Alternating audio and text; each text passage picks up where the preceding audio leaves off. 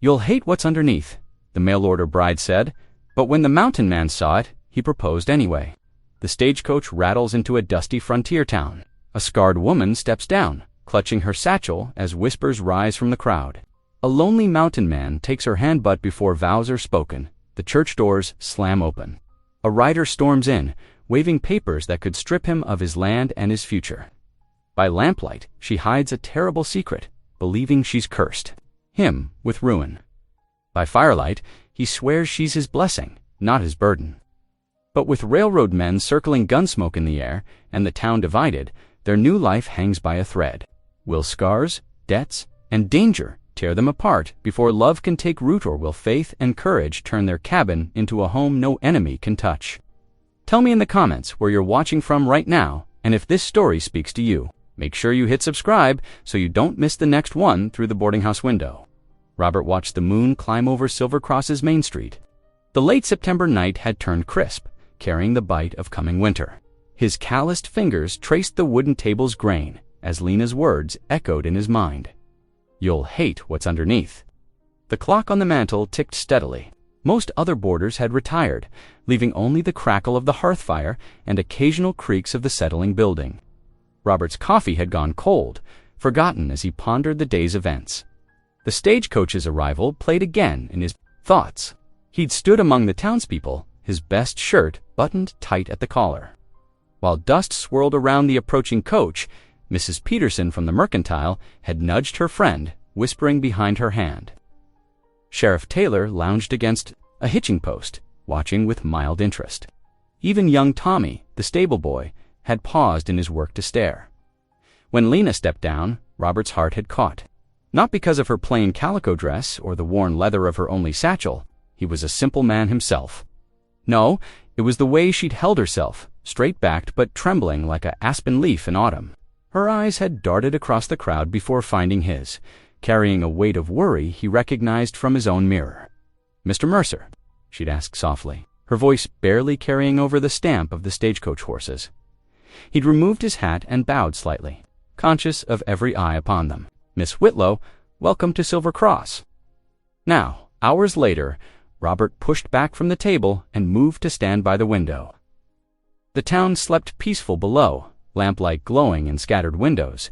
His homestead lay 5 miles beyond, where he'd spent 10 years building something from nothing, a cabin with a stone chimney, fields cleared by his own hands, a life carved from wilderness, but a lonely one.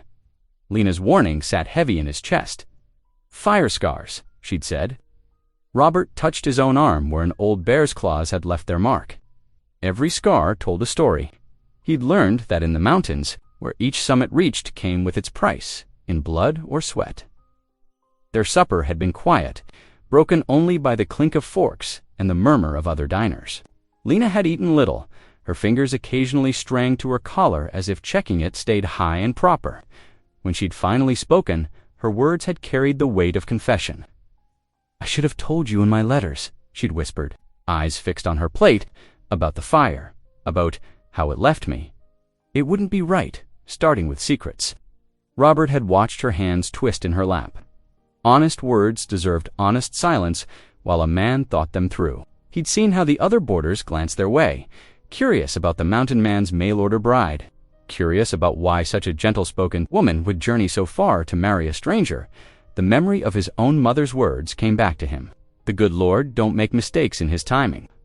She'd said that the day they buried his father, when Robert was just 16, those words had carried him through years of solitude, through snowbound winters and sun-scorched summers. Robert's gaze shifted to his reflection in the window glass. Time and weather had carved their own map across his face. His beard had more gray than brown now, and lines creased deep around his eyes. He wasn't the young buck some woman might dream of marrying, yet Lena had come, had traveled 2,000 miles on faith and letters alone, had found the courage to warn him straight away, giving him the chance to cry off if he chose. That kind of honest bravery spoke louder than any smooth words could. The mantel clock struck 10, its chimes soft. In the quiet room, tomorrow they'd need to decide ride out to his homestead or arrange her return east. The railroad would take her back if that's what she chose, or if he chose. But Robert had long ago learned to read signs as clear as tracks in fresh snow. Lena's arrival, her telling, the quiet strength beneath her fear. These weren't things a man dismissed lightly. His mother would have called them providence. He turned from the window, decision settling in his chest like the sureness of sunrise. Come morning, they'd talk proper, about scars seen and unseen, about building something new from old hurts, about how sometimes God's finest gifts came wrapped in plain calico, carrying only a single satchel and the courage to begin again. Morning sunlight streamed through the parlor's lace curtains, casting delicate patterns on the worn carpet. Lena stood near the window, her fingers twisting the fabric of her dress. Robert watched her from the doorway, noting how the light caught the copper highlights in her brown hair. "Mr. Mercer," she began, her voice barely above a whisper, "before we speak further, I need to show you something."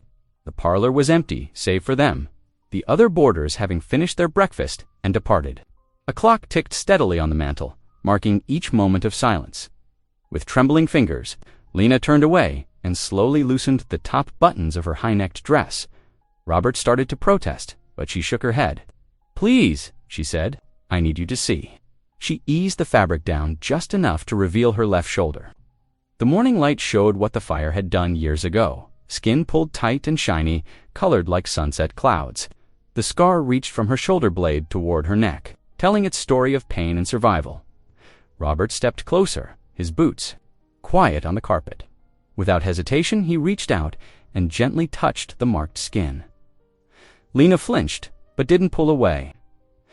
"I see a woman who lived through fire," he said, his voice rough with emotion. "That makes you stronger than me." His own weathered hand, marked with its share of scars from trap lines and timberwork, looked natural against her healed skin. Tears welled in Lena's eyes as she quickly buttoned her dress. "You truly mean that?" "I've spent enough winters alone to know truth when I see it," Robert replied. He stepped back, giving her space to compose herself. "Would you permit me to speak with Pastor Davies today?" Color rose in Lena's cheeks. "About marriage?" "Yes, ma'am." "Without delay, if you're willing." "But we've only just met," she protested weakly, though hope flickered in her eyes. Robert moved to the window, looking out at the bustling Main Street. "I've lived long enough to know when the good Lord's answering prayers." He turned back to her, even ones I was too stubborn to speak aloud. That afternoon, Robert found Pastor Davies tending his small garden behind the church. The pastor straightened up from his bean plants, wiping his brow as Robert approached. "Brother Mercer," he greeted, brushing soil from his hands. "What brings you to town 2 days running?" "Need to discuss something important?" Robert said. "What?" "You join us for supper at the boarding house." The pastor's eyes crinkled thoughtfully. "This wouldn't have anything to do with the young lady who arrived yesterday." "Yes, sir, it would." Over Mrs. Henderson's beef stew that evening, Robert and Lena sat close together while Pastor Davies studied them both. The dining room's other tables were conspicuously empty, though shadows moved behind the kitchen door where curious ears listened. "Marriage is a serious step," the pastor said gently. "Are you certain this is God's timing?" Robert met his gaze steadily. "I am," Lena said, down her spoon, her hands trembling. "Pastor, there's something else you should know." She took a deep breath. "I have debts. My father's medical bills before he passed, already settled," Robert interrupted quietly. Lena's head snapped up. "What?" "Sent the money by telegraph this morning." Robert's face softened at her shocked expression. 10 years of trapping adds up when a man's got no reason to spend it. Pastor Davies leaned back, a small smile playing at his lips. "I see the Lord's been preparing this path longer than either of you knew. As dusk settled over Silver Cross, Robert and Lena sat on the boarding house's front porch. The evening air carried the sweet notes of hymn bells from the church, mixing with the calls of night birds starting their songs. Down the street, Mrs. Peterson hurried past with her friend, both casting glances at the couple. Their whispers carried on the evening breeze. Too Quick barely knows her. That mountain man's lost his sense, but Robert felt only peace as he watched the sunset paint the distant peaks gold. Beside him, Lena hummed softly along with the church bells. Her hands finally still in her lap, Pastor Davies' words from earlier echoed in Robert's mind. "I can perform the ceremony tomorrow, if you're both certain." They had been certain, both. Nodding without hesitation, the hymn bells faded into evening silence. Tomorrow would bring a wedding, simple and honest as the love growing between them. Robert glanced at Lena, seeing not the scars she'd hidden, but the strength that had brought her to 1,000 miles to find home. Morning sunlight streamed through the boarding house's lace curtains, warming the otherwise empty parlor. Lena stood near the window, her fingers whirring the buttons at her collar. Robert entered quietly, his boots barely creaking on the wooden floor. The early hour meant they had privacy, just as she'd requested in the note slipped under his door. "Before dawn, Mr. Mercer," she said softly, not turning around. "Thank you for coming early, Miss Whitlow." He removed his hat, holding it in work-roughened hands. The parlor clock ticked steadily, marking moments that stretched between them. Finally, Lena faced him. Her fingers trembled as they moved to the top button of her high collar. "Please," she whispered, "I need you to see before we speak." Of anything else, Robert stood perfectly still, showing the patience learned through countless hours in mountain blinds. Lena's fingers worked slowly down 3 buttons, then she carefully pulled the fabric aside to reveal her left shoulder. The scar tissue spread like a map across her skin, pink and rippled from old flames. "The fire took our house when I was 12, she explained, voice quavering. "Papa, he carried me out." But not before. Her words faltered as she watched Robert's face, searching for disgust or pity. Instead, Robert stepped forward. With infinite gentleness, he reached out and touched the scarred skin with calloused fingertips. "I see a woman who lived through fire," he said quietly.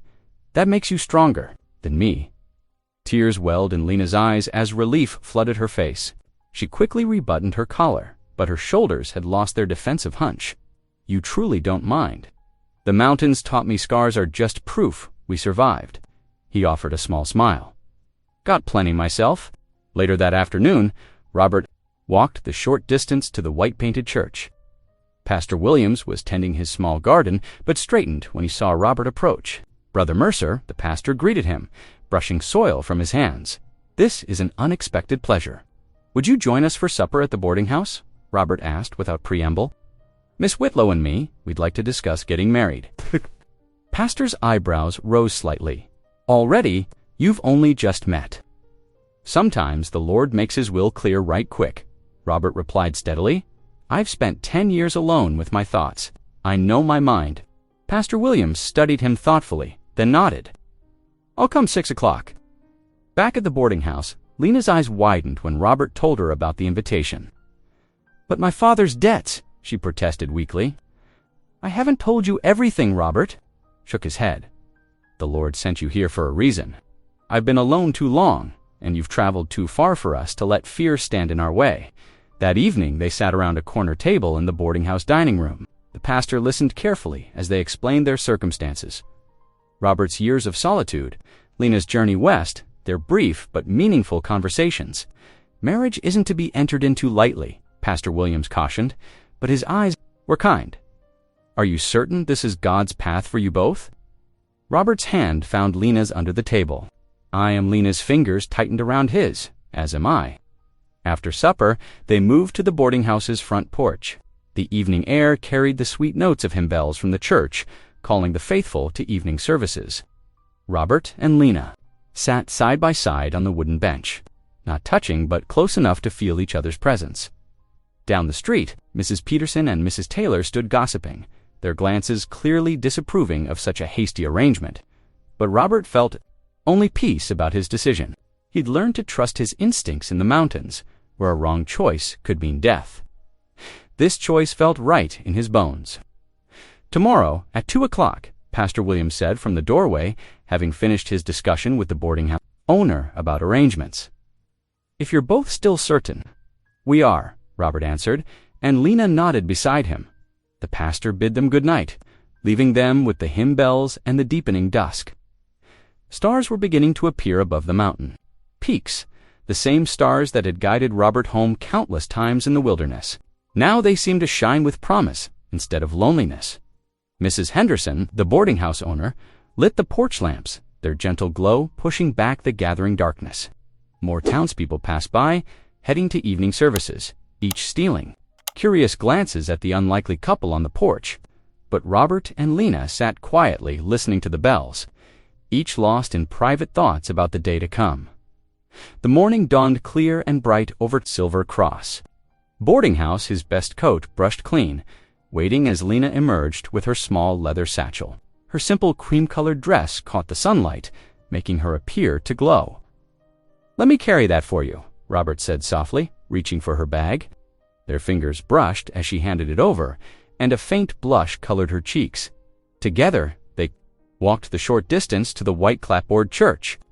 Already, townsfolk were gathering, their Sunday best gleaming with curiosity as much as with careful pressing.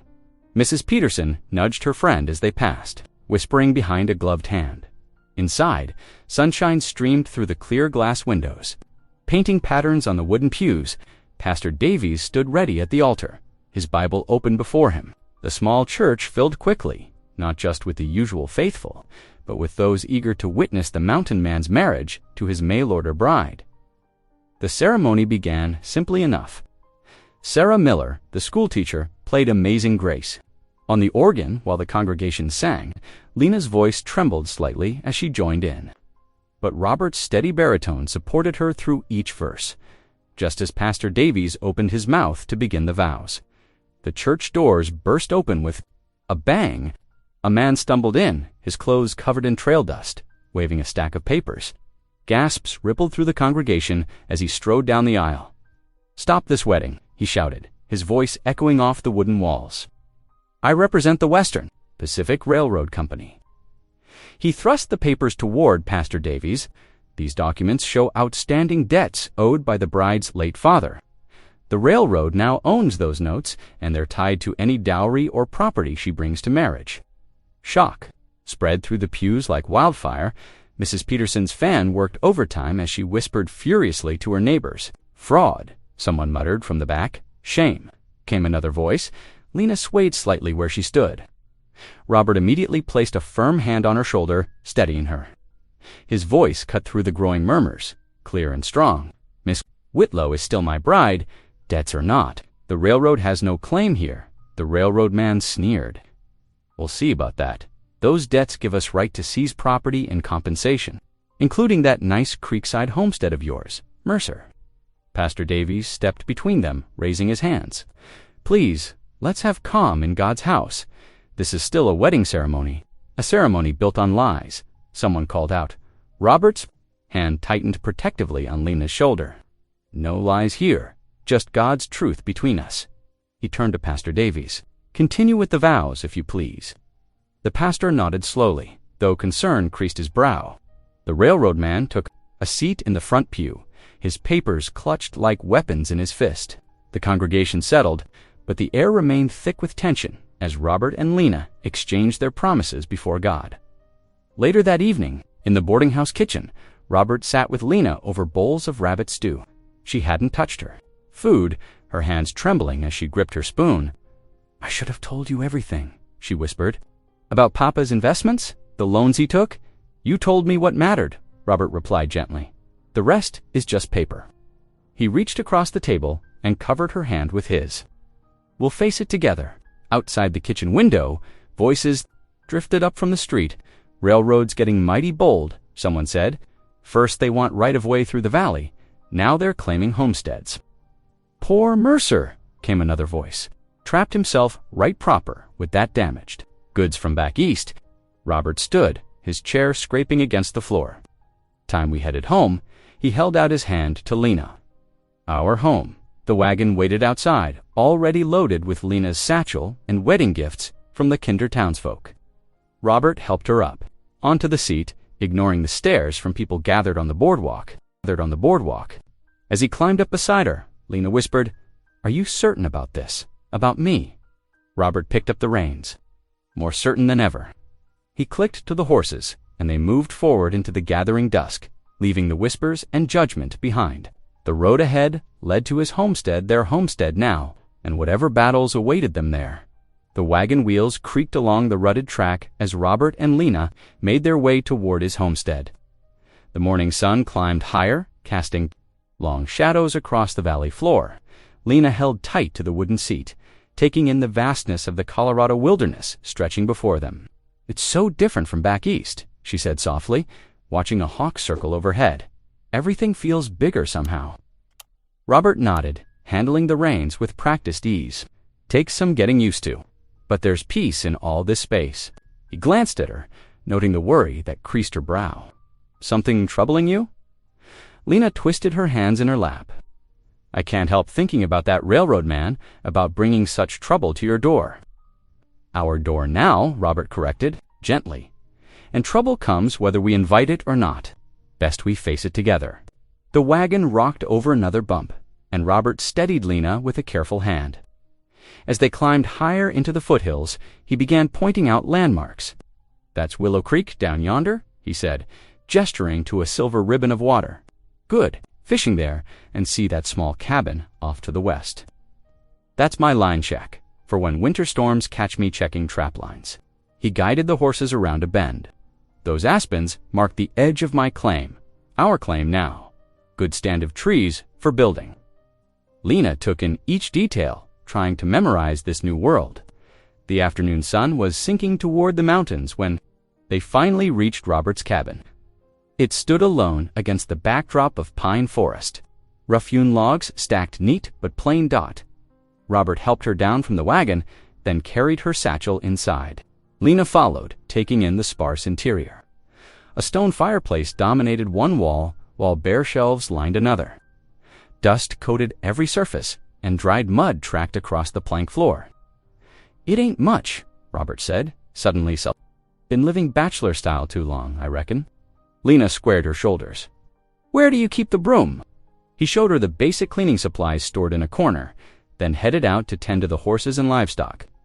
Lena rolled up her sleeves and got to work. She swept years of dust from corners, scrubbed the wooden table until it gleamed, and arranged her few belongings carefully on the empty shelves. The sun had set by the time Robert returned. He paused in the doorway, taking in the transformed space. You've been busy. There's still much to do, Lena said, stoking the fire she'd built. But it's a start. Their first supper as husband and wife was simple. Beans warmed over the fire and hard bread softened with water. They ate by the light of a single oil lamp, the flame casting dancing shadows on the log walls. The silence between them felt heavy, with unspoken thoughts. After the dishes were cleaned, Lena retrieved her satchel from beside the hearth. She ran her fingers over the worn leather, gathering courage. I should tell you, Robert, I don't know much about frontier life, back home.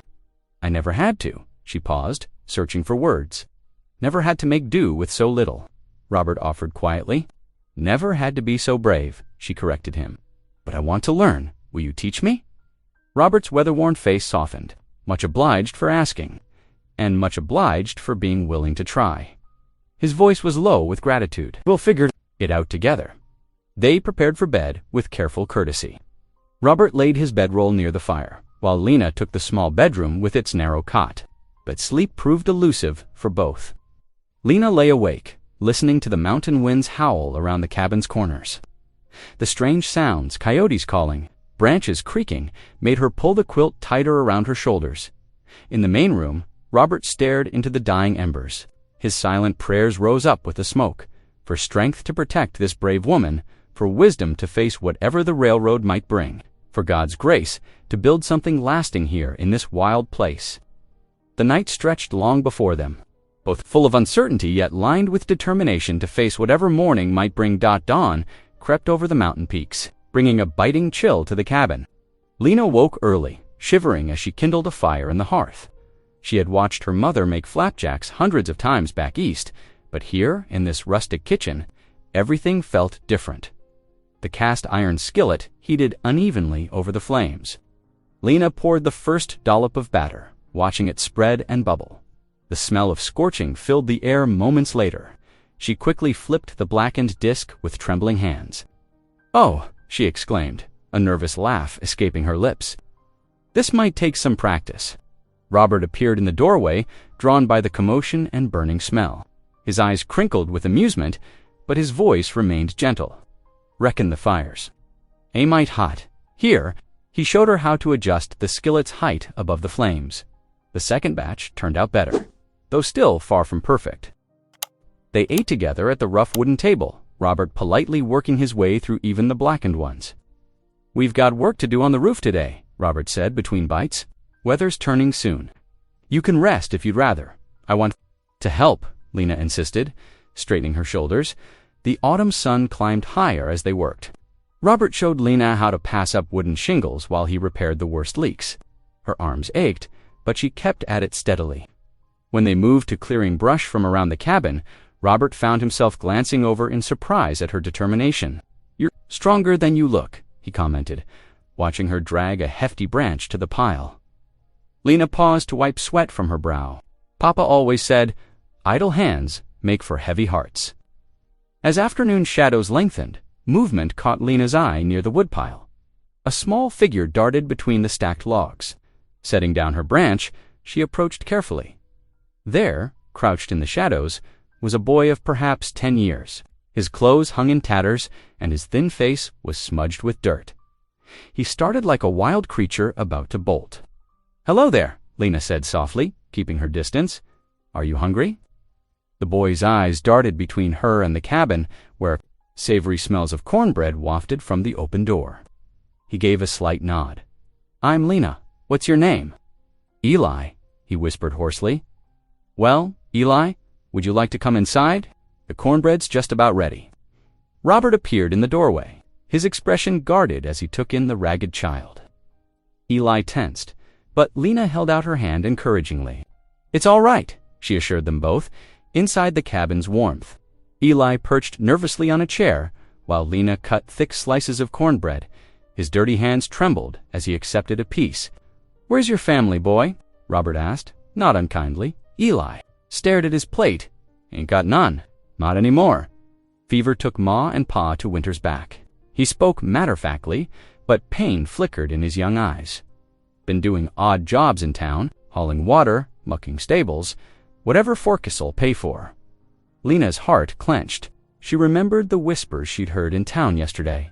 Some pitying her situation, others condemning her for bringing debt to a good man like Robert. But here was real hardship, wearing a child's face. "You're welcome to stay for supper," Robert said after a long moment. The words seemed to surprise even him. As darkness settled outside, they shared a simple meal of beans and the remaining cornbread. Eli ate carefully at first, then with growing hunger when no one scolded his appetite. Lena noticed him stifling, yawns between bites. When the dishes were cleared, she fetched a worn blanket from the chest. Eli's eyes widened as she tucked it around his shoulders near the hearth. "Just for tonight," Robert said gruffly, but his expression had softened watching. His wife's gentle care of the boy, the fire crackled low, casting warm light over their small circle.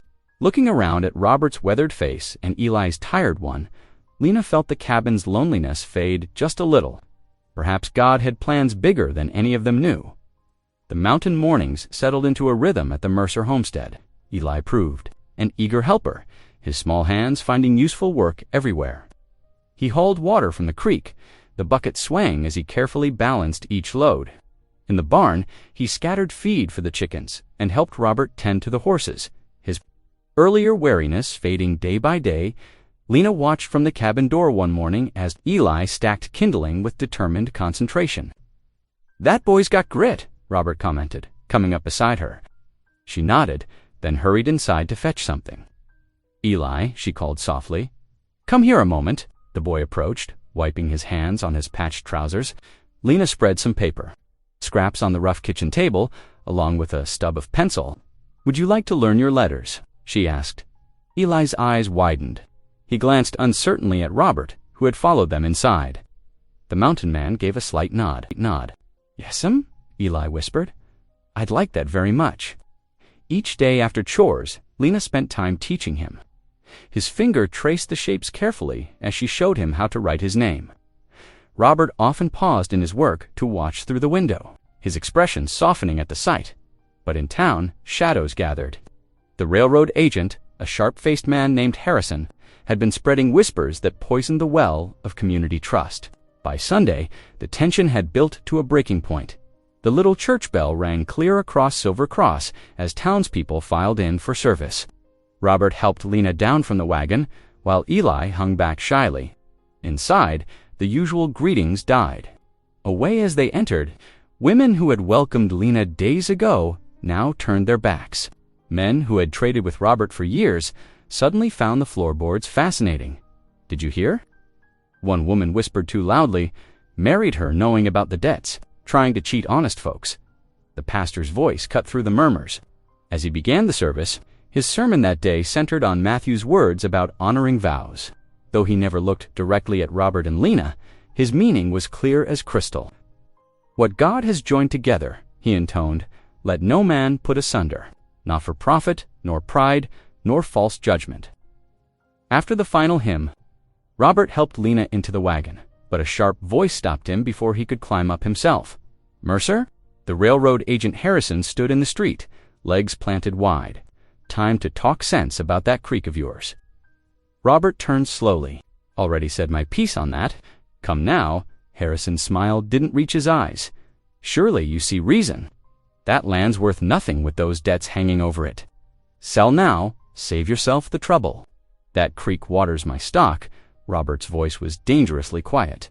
"Waters my garden, waters the life I'm building. It ain't for sale." A crowd gathered, watching the two men face each other in the Sunday dust. Harrison's hand twitched near his coat pocket. Lena's soft voice carried clearly. She reached down from the wagon, touching his arm. "Please." The mountain man's shoulders eased at her touch. Without another word, he swung up beside her and took the reins. Eli scrambled into the back as they rolled away from the hostel stairs. The wagon ride home was silent except for the creak of wheels. Inside the cabin, Lena's hands shook as she laid out a cold supper. "I've brought nothing but trouble," she whispered. "Your neighbors hate you now because of me." Robert set down his cup firmly. "Look at me, Lena." She raised her eyes to his weathered face. "You are not my ruin," he said plainly. "You are my answer. The answer to every prayer I sent up in lonely years. Don't you let their poison talk make you doubt that." Tears spilled down Lena's cheeks. Robert reached across the table and took her scarred hand in his calloused one.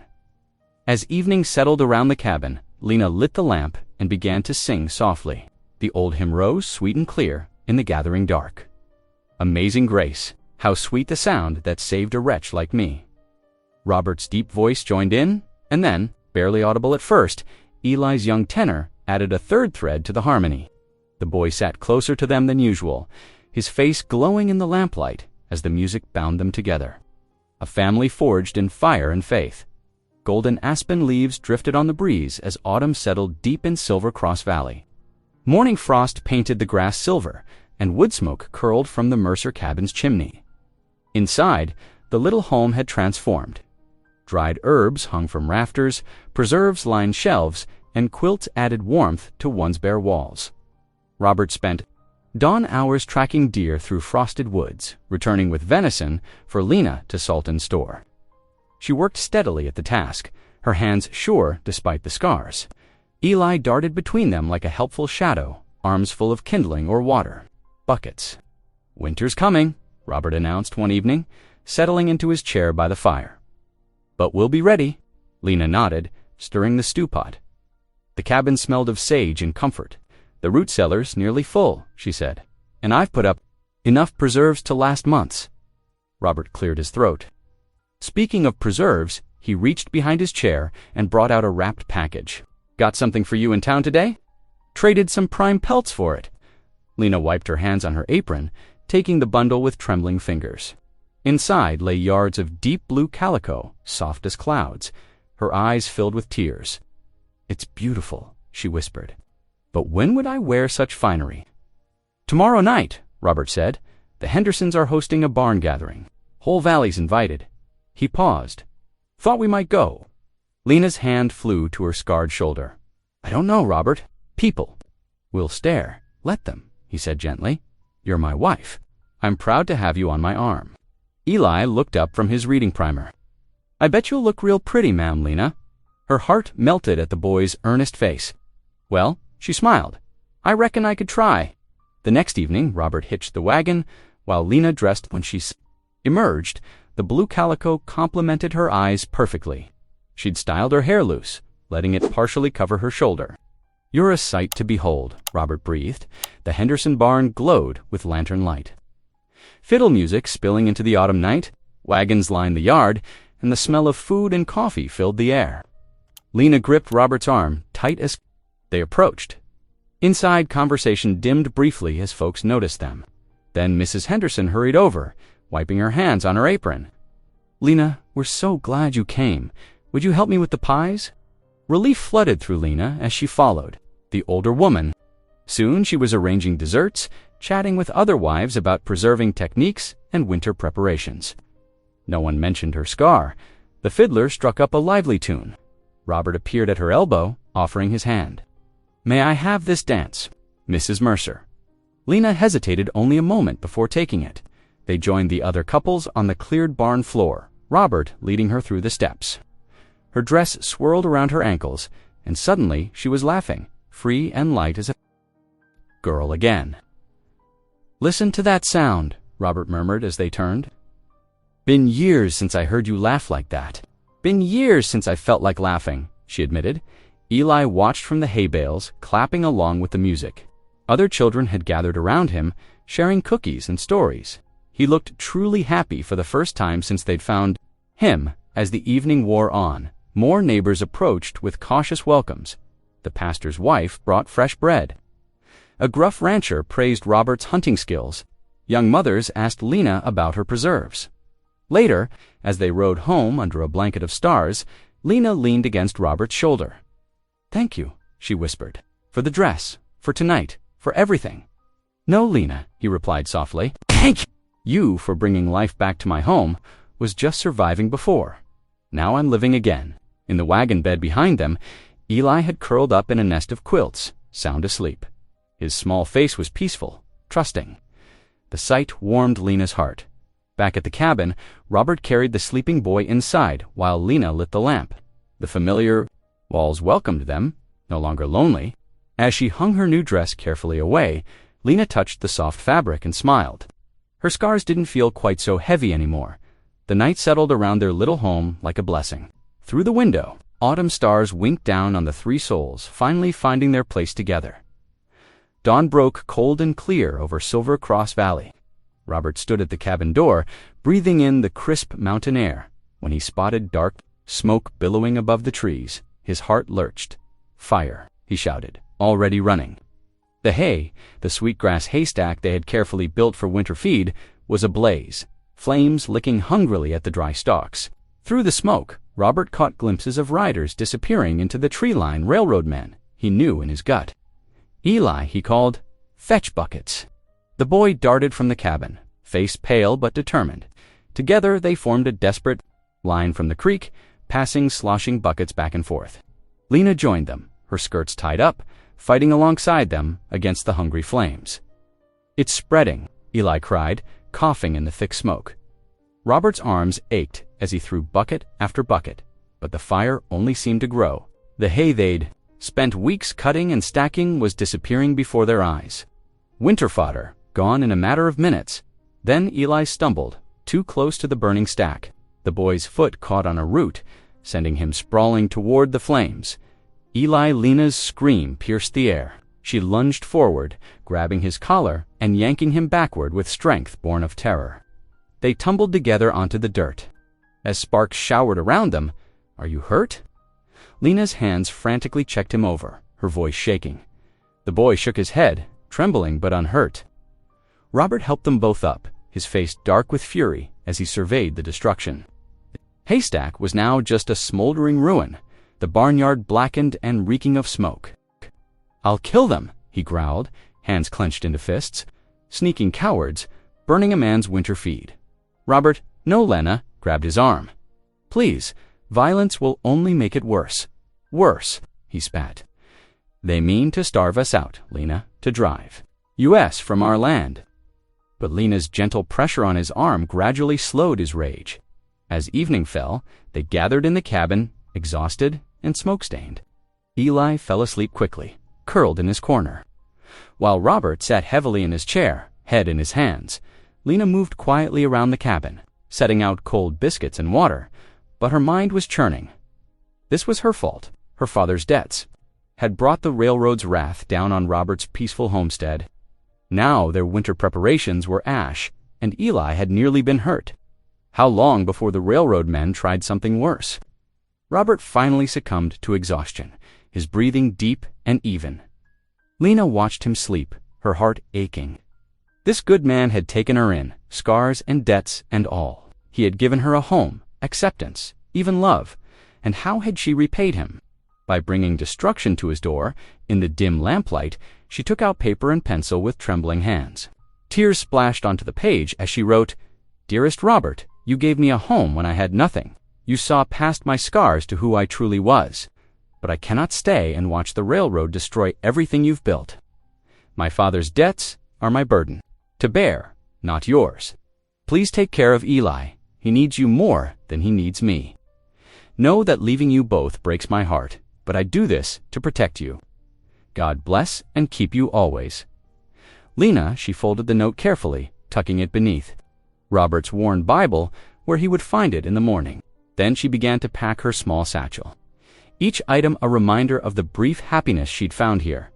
Her blue calico dress, her sewing kit, the tin cup Robert had given her that first morning. The cabin was so quiet she could hear the crickets. Outside, how many nights had she lain awake listening to those same crickets, feeling safe and loved within these walls? Now each creak of the floorboards made her wince as she moved about, terrified of waking Robert or Eli. Finally, she could do nothing but wait for dawn. She sat in her rocking chair, watching the two sleeping forms she had grown to love so dearly. The boy who had brought such joy to their home, the man who had seen past her scars to her heart. As the night crept by, Lena's resolve wavered again and again. But each time she thought of staying, she remembered the flames reaching for Eli, heard Robert's rage-filled voice. No, she had to go. It was the only way to keep them safe. Outside, the stars wheeled slowly overhead. Lena sat motionless, drinking. In these last precious hours in the only real home she'd ever known, waiting for the first gray light of dawn, the pale light of pre-dawn crept over the mountains as Lena eased the cabin door closed behind her. Her satchel felt heavy with more than just belongings. It carried the weight of her breaking heart. She paused one last time, memorizing the sight of the rough-hewn logs, the smoke curling from the chimney, the peaceful quiet that wrapped around the homestead like a warm blanket. "Goodbye," she whispered, then turned toward the trail to town. The morning air was sharp with autumn's chill as she walked, her boots crunching on frost-covered leaves. Each step away from the cabin felt like a physical pain in her chest, but she forced herself onward, remembering the flames, the hatred in the railroad men's eyes, the danger she had brought to Robert's door. Back at the cabin, Robert stirred as first light filtered through the windows. Something felt wrong. The cabin was too quiet, too still. His eyes swept the room, landing on Lena's empty rocking chair. His heart jumped when he spotted the folded paper beneath his Bible. With trembling hands, he read her note. The words blurred. As understanding hit him like a physical blow, she was gone. "No," he breathed. "No, no, no." He burst from the cabin, boots pounding across the yard to the charred remains of the barn. There, surrounded by blackened timbers and the acrid smell of smoke, Robert fell to his knees. "Lord," he prayed, voice raw with emotion, "I asked you for a wife, and you gave her to me. Don't let me lose her now. Please, help me find her before it's too late." Rising with new determination, Robert strode to the corral. His horse nickered as he threw on the saddle, cinching it tight with quick, practiced movements. He swung into the saddle, casting one glance back at the cabin where Eli still slept. "I'll bring her home, boy," he whispered. Then he touched his heels to the horse's flanks and galloped down the trail toward town. The sun was climbing higher as Robert thundered along the path. He reined in briefly whenever he spotted travelers, calling out desperately, "Have you seen my wife? Dark hair, blue dress, carrying a satchel." Most shook their heads, but finally a boy driving a milk wagon pointed excitedly toward town. Saw a lady matching that description heading for the stage depot not 20 minutes past. Robert's heart leaped. The morning stage to Denver. That had to be her plan. He urged his horse faster, the animal's hooves throwing up clods of earth as they raced against time. Meanwhile, in town, Lena climbed aboard the waiting stagecoach, her movements slow and heavy. Her fingers trembled as she counted out coins for the fare. each one representing a bit of the money she'd saved from selling eggs and butter. Money that should have gone toward winter supplies for the homestead. Last call for Denver, the driver shouted, gathering his reins. Lena sank onto the hard wooden seat, pressing her face against the window. Tears blurred her vision as she took what she thought would be her final look at Silver Cross. The street was beginning to fill with morning traffic. Wagons creaking past, shopkeepers sweeping their boardwalks, women hurrying to market with baskets on their arms. The driver clucked to his team. The harness jingled as the horses leaned into their collars, and the heavy coach lurched forward. That's when she heard it, Robert's voice, strong and clear above the morning bustle. "Lena! Lena!" The thunder of hoofbeats filled the street as Robert galloped between the wagons and pedestrians, his horse's flanks dark with sweat. People scattered, then stopped to stare as he reined his mount to a sliding halt directly in front of the stage, blocking its path. "Whoa there!" the driver shouted, hauling back on the reins as his team danced nervously. A crowd began to gather, drawn by the commotion. Robert paid them no mind, his eyes fixed on the coach window where Lena's tear-stained face appeared. "Robert," she gasped, "what are you doing? Stopping you from making the biggest mistake of our lives," he called up to her. "You're not running away from me, Lena Mercer. You're my wife, my blessing from God himself, not my burden." The townsfolk pressed closer, murmuring as they watched the scene unfold. Some who had whispered against them just days before now found themselves moved by the raw emotion in Robert's voice, but the railroad, Lena protested weakly through the window. "Let them come," Robert declared. "We'll face them together. You, me, and Eli. That's what family does." Robert swung down from his horse, his boots striking the dusty street with purpose. The gathered townsfolk parted as he strode to the stagecoach door, his movements deliberate. And sure, when he opened it, Lena sat frozen, her hands clutching her satchel like a shield. "Come down, wife," he said softly, extending his weathered hand. Her fingers trembled as they met his, but his grip was steady and strong as he helped her step down. The morning sun caught the tears on her cheeks, making them glisten like morning. Robert kept hold of both her hands, turning to face her fully in front of everyone. "You are not my ruin," he declared, his voice carrying across the hushed street. "You are my blessing. Scars and debts alike, we face them together." A sob broke from Lena's throat as she collapsed against his chest, her shoulders shaking. Robert's arms encircled her, holding her close as if to shield her from the stares of the townspeople. Some watched with softened expressions, touched by the raw display of devotion.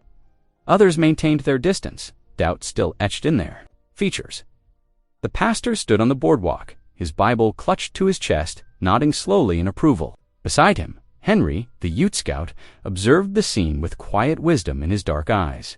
The storekeeper paused in sweeping his porch, leaning on his broom with a thoughtful expression. "Come," Robert murmured, guiding Lena toward the boarding house. Her steps were unsteady, but his arm around her waist kept her upright. The wooden steps creaked as they settled onto the porch, the same place where they had first shared their hopes just days ago. "I won't let you carry this alone," Robert said firmly, taking her hands once more. "We fight as one. That's what marriage means, sharing burdens, facing troubles together." Lena's voice quavered. "But I've brought such trouble to your door." "You've brought life to my door," he corrected. "Everything else will weather." As evening approached, Robert made his way to the pastor's study. Lamplight spilled from the windows, illuminating the faces of those gathered inside. The pastor sat behind his desk, while Henry stood near the window, his profile sharp against the darkening sky. The storekeeper, Mr. Jenkins, occupied a worn leather chair, his ledger balanced on his knee. "The railroad can't just take your land," Henry said, his words measured and careful. "The creek was protected in the treaties of 1863. I remember the signing, the water rights were specifically preserved." The pastor leafed through a stack of yellowed papers. "I'll search the old land records. There must be documentation of these agreements. The railroad can't ignore treaty law, no matter what debts they've purchased." "Those debts weren't fairly acquired neither," Mr. Jenkins added. His ledger had been keeping track of their dealings. "They've been buying up notes for pennies on the dollar, then claiming full value. Ain't right." Robert's hands clenched. "They burned my hay to drive us out, threatened my family. Violence proves their weakness, Henry observed quietly. They fear what we might find in the old papers. The pastor straightened, determination, lighting his features. Then we'll present our evidence in court. The judge may not like the railroad, but he respects the law. If we can prove the creek was protected by treaty, your land can't be seized for any debt. As they talked, the lamp flames grew longer, casting dancing shadows on the study walls. Plans took shape. Henry would testify about the treaties, the pastor would search church records, and Mr. Jenkins would document the railroad's suspicious dealings. Back at the boarding house, Lena sat by the window, watching the street empty as night fell. Her hands worked automatically, mending one of Robert's shirts, but her mind was far away. The events of the morning still felt like a dream. Robert's desperate ride, his public declaration, the way he'd refused to let her go. When Robert returned, he found her there, illuminated by lamplight. The shirt had slipped from her fingers, and tears had left fresh tracks on her cheeks. But when she looked up at him, there was something new in her eyes, a flickering spark of hope, kindled by his unwavering faith in her. "The pastor thinks we have a chance," he told her, settling into the chair beside her. "Henry remembers the treaties that could save our land." "Henry's word carries weight," Lena said softly. "The whole territory knows his honor." Robert reached over and took her hand, his thumb brushing over her wedding ring. "We'll fight this proper, through the law. No more running." Lena's fingers tightened around his. "I was foolish to try." "No," Robert said. "You were trying to protect me, but we're stronger together." "That's what I've been trying to tell you. Since the day you stepped off that stage, the autumn wind whistled through the aspens as Henry and Robert walked the creek's edge, their boots crunching on frost-covered grass. Henry moved with deliberate steps, his eyes scanning the ground until he spotted what they sought, a weathered stone marker, half buried in earth. "Here," Henry said, kneeling to brush away decades of soil. "The surveyors placed these when the treaties were signed. Each one marks the protected waterway." Robert ran his fingers over the worn numbers carved into the stone. "How many more are there?" "5 along your creek," Henry replied, straightening. "Each one tells a story of promises made. The railroad cannot simply ignore them." Back at the cabin, Lena kept busy with daily chores, finding comfort in routine. She watched through the window as Eli fed the chickens, his small figure moving purposefully through the morning mist. Inside, a pot of beans simmered on the stove, filling the air with warmth. "Miss Lena," Eli called, bursting through the door. "The telegraph rider's coming." Lena's heart jumped as she wiped her hands on her apron. The rider appeared moments later, paper in hand. She thanked him with trembling fingers, unfolding the telegram while Eli watched anxiously. "The railroads filed their petition," she read aloud, her voice tight. "The hearing is set for next week." In town, debate raged. The general store became a battleground of whispered arguments and pointed looks. Some spoke of progress, of the prosperity the railroad might bring. Others remembered broken promises and seized lands. Robert stood at the store counter, purchasing supplies when Thomas Webb, a neighboring rancher, approached. "You're fighting a losing battle, Mercer?" Webb said, his voice low but harsh. "Railroads. Got money and lawyers. You'll lose everything." Robert measured coffee beans into a sack, his movements steady. A man who won't stand for what's right has already lost everything worth having. Webb scoffed and turned away. But others in the store watched Robert with newfound respect. Evenings in the cabin grew longer as winter crept closer. Lena found solace in her mother's old Bible, its pages worn smooth by years of faithful hands. She sat by the fire, Eli at her feet, reading aloud from Isaiah.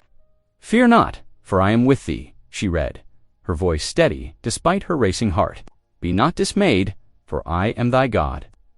Eli leaned against her skirts, his young face serious in the firelight.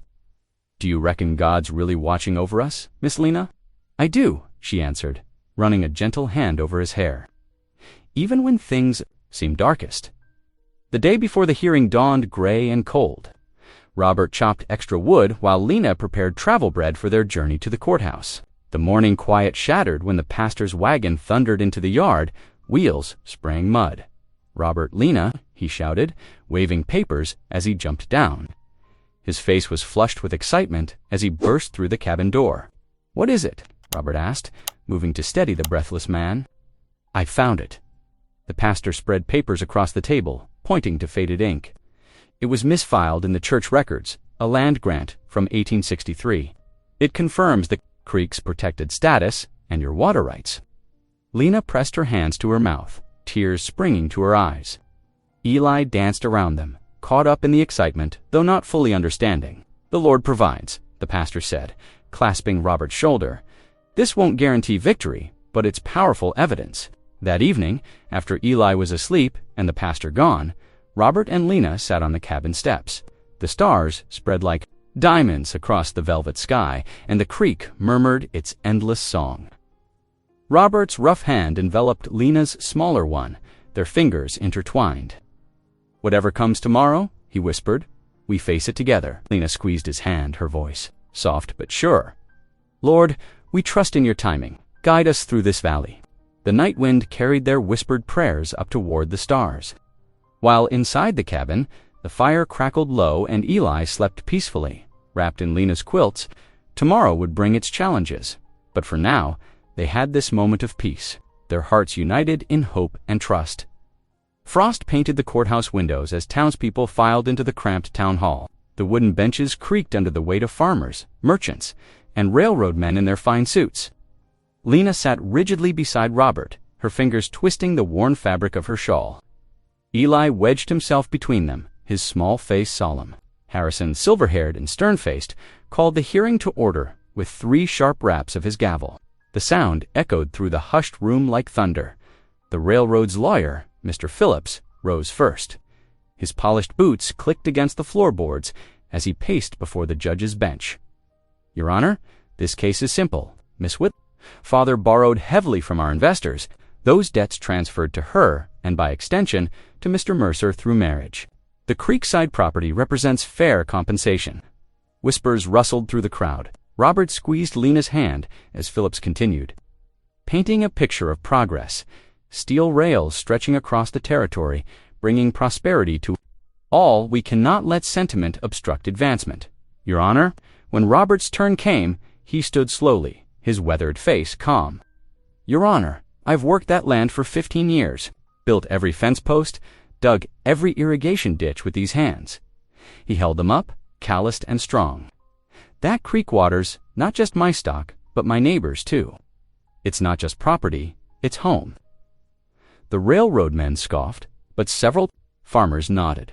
They understood the value of water rights in this dry country. Henry rose next, his dignity commanding attention. "I remember when the treaties were signed," he said, his voice carrying to every corner. "Our people were promised continued access to these waters. The creek sustained us for generations before any rails were laid." He gestured to the stone markers' locations on the survey map. "These boundaries were set with sacred promises.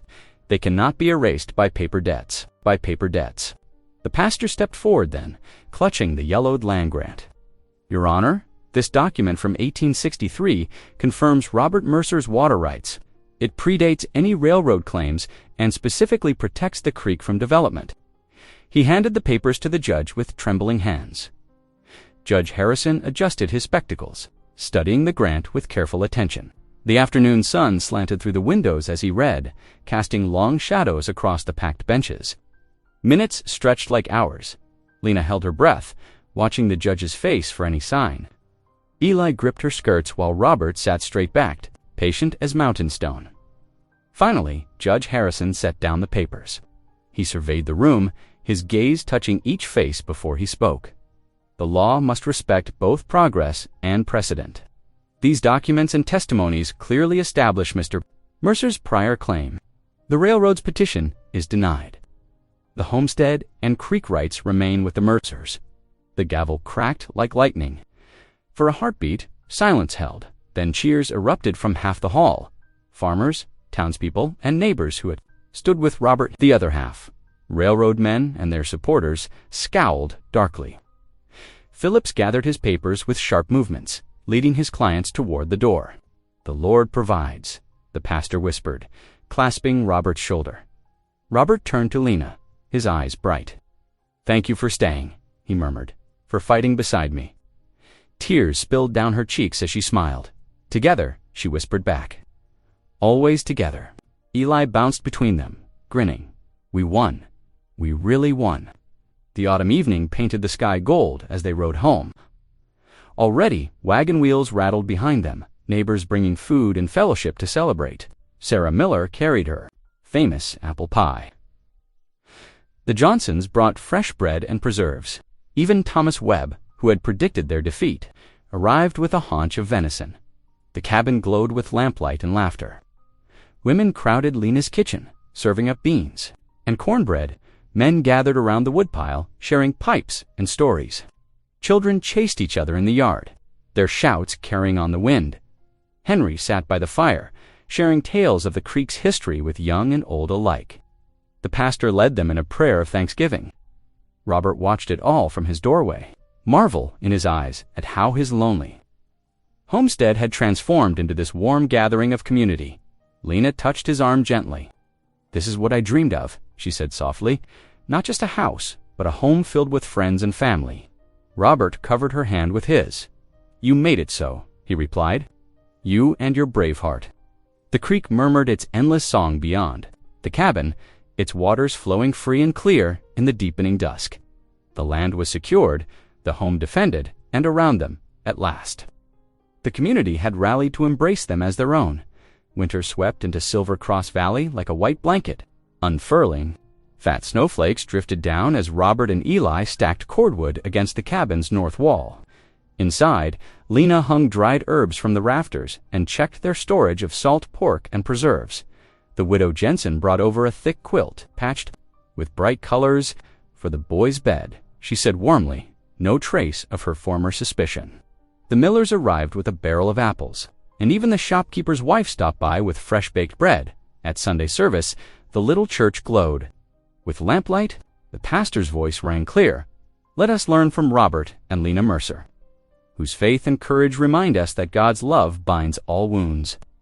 Women who once turned away now embraced Lena, pressing her hands and inviting her to quilting circles.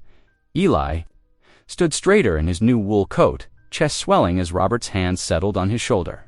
This here's our boy, Robert told the deacon, making Eli's eyes shine. That evening, as snow piled deep outside, Lena set their table with 3 bowls. Steam rose from the stew pot as Robert cleared his throat.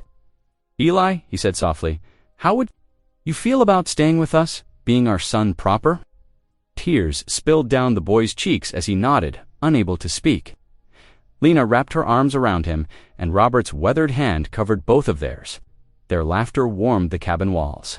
Chasing away the last shadows of loneliness, the February storm howled through Silver Cross Valley like a hungry wolf. Snow pelted against the cabin windows, while icy wind searched for gaps in the sturdy logs. But inside, golden lamplight cast warm shadows across the walls Robert and Lena had built together.